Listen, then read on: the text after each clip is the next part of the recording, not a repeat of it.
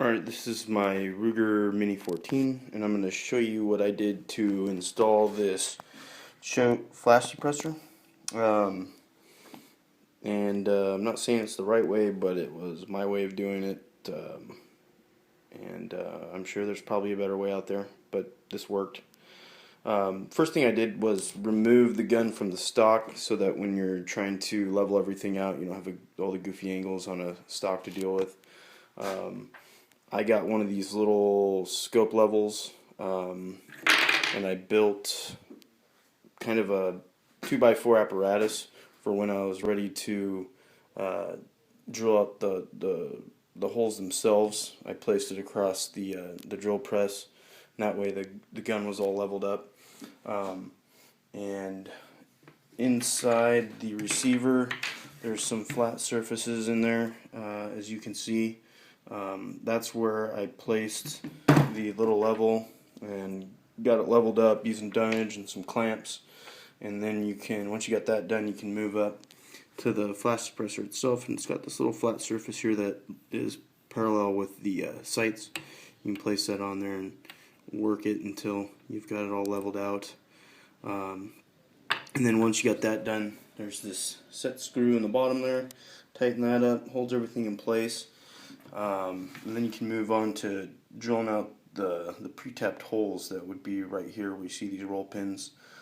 They kind of help as a guide for the bit. You want to use one size smaller than 1/8 to first kind of get a pilot hole going. So 7/64 inch works.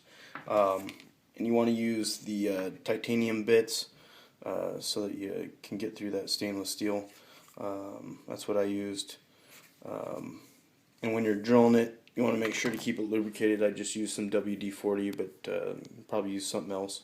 WD-40 seemed to work just fine. So as you're drilling, you're spraying with that. Keep the bit cool and keep it from breaking.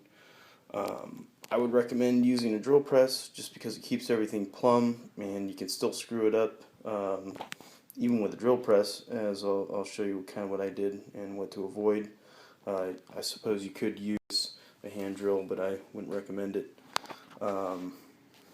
So let me flip this over and show you what I did wrong so you can avoid it.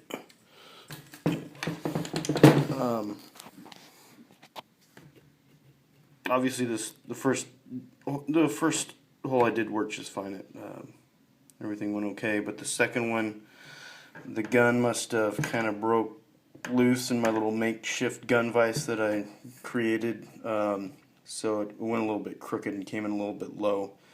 It wasn't a real big deal because it didn't, damage the operation of the gun at all.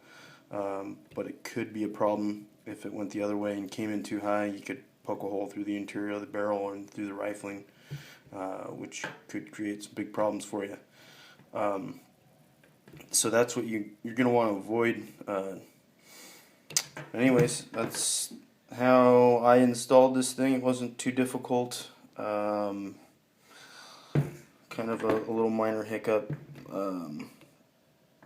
If I'd taken more time and been a little bit more careful or had a gun vise, I don't think it would have happened. So definitely something you can install yourself. If you're not comfortable with it, you can always go to a gunsmith and wait, however many weeks it takes them to do it. But I got this done in about, half hour or so. So good luck, learn from my mistakes, and don't mess up, right?